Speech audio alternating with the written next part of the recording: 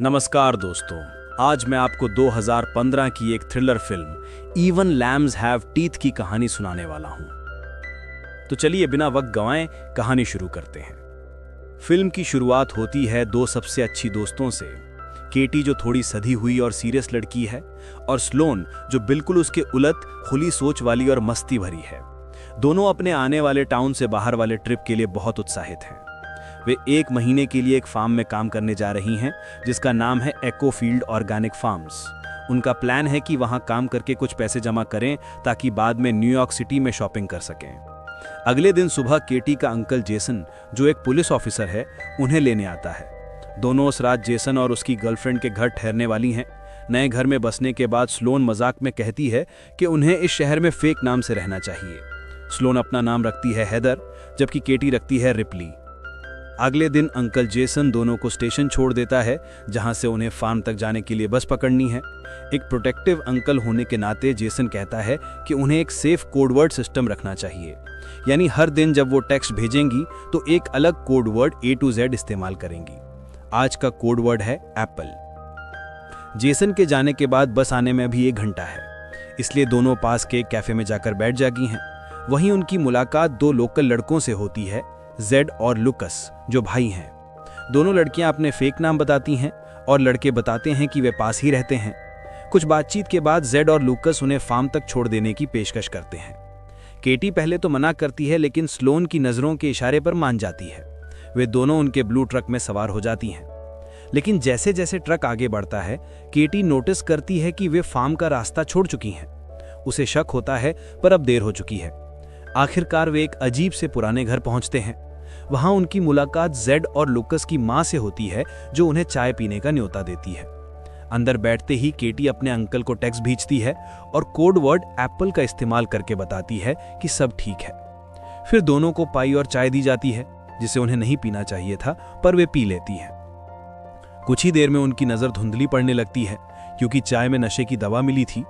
सच का एहसास होते ही वे भागने की कोशिश करती हैं, पर जेड और लुकस उन्हें बेहोश कर अंदर ले आते हैं। अगली सुबह केटी और स्लोन एक जंगल के बीच जंजीरों से बंधी मिलती हैं। जेड आता है और कहता है, अब तुम यहीं रहोगी। उन्हें कपड़े, बिस्तर, टॉयलेट जैसी बुनियादी चीजें दी जाती हैं। थोड़ी देर बाद जेड का बॉस बोरिस आता है और केटी का फोन लेकर चेक करता है कि कहीं किसी को उनके बारे में पता तो नहीं चला। वे पाता है कि दोनों ने फेक नाम दिए हैं और कोडवर्ड का मतलब छुपाया है। जबरदस्ती पूछताछ में केटी बताती है कि एप्पल उनका सेफ वर्ड था। तभी शेरिफ आता है, वही शहर का पुलिस अधिकारी। लेकिन वो कोई हीरो नहीं, बल्कि एक भ्रष्ट दरिंदा है जो ह्यूमन ट्रैफिकिंग में शामिल है। वो केटी के साथ घिनौना कांड करता है। स्लोन उसे सांत्वना देने की कोशिश करती है, लेकिन डर और गुस्से से दोनों टूट चुकी हैं। उधर अंकल जेसन नोटिस करता है कि केटी ने दूसरे दिन भी वही कोडवर्ड भेजा है, यानी कुछ गड़बड़ है। वो खोज शुरू करता है। उधर जंगल में अगला कस्टमर आता है, जिसे वे स्क्रफी गाय कहते हैं। वो केटी को अंदर ले जाता है और उसके साथ अत्याचार करता है। जेसन फार्म में फोन करता है और पता चलता है कि दोनों वहां पहुंची ही नहीं थीं। अब उसे पूरा यकीन हो जाता है कि वे किडनैप हो चुकी हैं। इसके बाद एक और दरिंदा आता है, पिग मास्क वाला आदमी, जो स्लोन को उठा ले जाता है। वो सबसे ज्यादा खतरनाक है। स्लोन टूट जाती है, लेकिन केटी उसे संभालती है। तभी जेसन, जो अब FBI एजेंट के रूप में सामने आता है, सीधे शेरिफ से मिलने पहुंचता है। उसे शक है कि उसकी भांजी का अपहरण हो चुका है, लेकिन वे गलती से शेरिफ को सब कुछ बता देता है कि एप्पल एक सेफ वर्ड है। शेरिफ तुरंत ये बात अपहरणकर्ताओं को बता देता है। बोरिस गुस्से में कहता है, उन्हें मार दो और लाशें गायब कर दो। केटी ये सारी बात छिपकर सुन लेती है। अब उसे पता है कि अगर कुछ करना है तो अभी। अगली सुबह जब स्क्रफी गार्ड उन्हें देखने आता है, केटी उसे बहकाती है और मौका पाकर उसका गला अपने दांतों से फाड़ देती है। दोनों खुद को जंजीरों से आजाद कर लेती हैं। तभी शेरिफ आता है, लेकिन दोनों उसकी कार चुराकर भाग जाती हैं। वे शहर लौटती हैं और एक हार्डवेयर स्टोर से हथियार और औजार खरीदती हैं। स्टोर के कैशियर से वे पूछती हैं, बोरिस कहाँ रहता है। वे बता देता है। उसी वक्त बोरिस घर लौट रहा होता है, लेकिन अंदर पहले से केटी और स्लोन उसका इंतजार कर रही होती हैं। वे उस पर कील लगे टेनिस बॉल फेंकती हैं, जिससे वे बुरी तरह घायल हो जाता है। अब हालात पलट चुके हैं। बोरिस दया की भीख मांगता है, लेकिन केटी और स्लोन उसे नहीं छोड़ती। वे उसे एक नुकीले भाले से भीषण यातना देकर मार डालती हैं। कुछ देर बाद अंकल जेसन वहां पहुंचता है, लेकिन दोनों लड़कियां जा चुकी हैं। उसे सिर्फ मरता हुआ बोरिस मिलता है। बाद में शेरिफ खबर देता है कि बोरिस की मौत हो गई है। अब उसे सब कुछ समझ आ चुका है, शेरिफ ही इसमें शामिल है। लेकिन जब वे फोन निकालता है, शेरिफ बंदूक तान देता है। उधर केटी और स्लोन एक चर्च पहुंचती हैं, जहां उन्हें सच्चाई पता चलती है। पिग मास्क वाला आदमी दरअसल शहर का पादरी यानी प्रीस्ट है।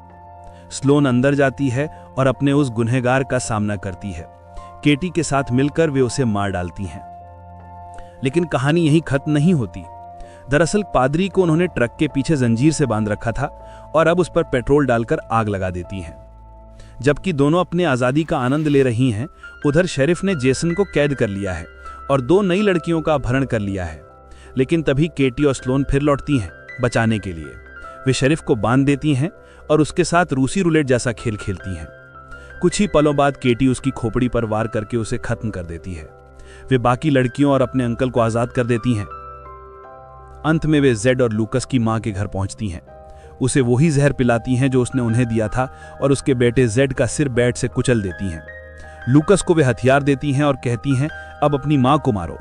वे इनकार करता है तो उसे गोली मार दी जाती है। वे सीन को इस तरह सेट करती हैं कि लूकस ने खुदकुश की है। मां पैसे देकर अपनी जान बचाने की कोशिश करती है, पर केटी लॉन मोहर से उसे काटकर खत्म कर देती है। आखिरी सीन में अंकल जेसन उन्हें एयरपोर्ट छोड़ने आता है। दोनों खुश होकर न्यूयॉर्क सिटी की फ्लाइट में सवार होती हैं और यहीं कहानी खत्म होती है। तो दोस्तों, ये थी इवन लैम्स हैव टीथ की पूरी कहानी। वीडियो अच्छा लगा हो तो लाइक करें और चैनल को सब्सक्राइब करना ना भूलें। फिर मिलते हैं अगली कहानी में।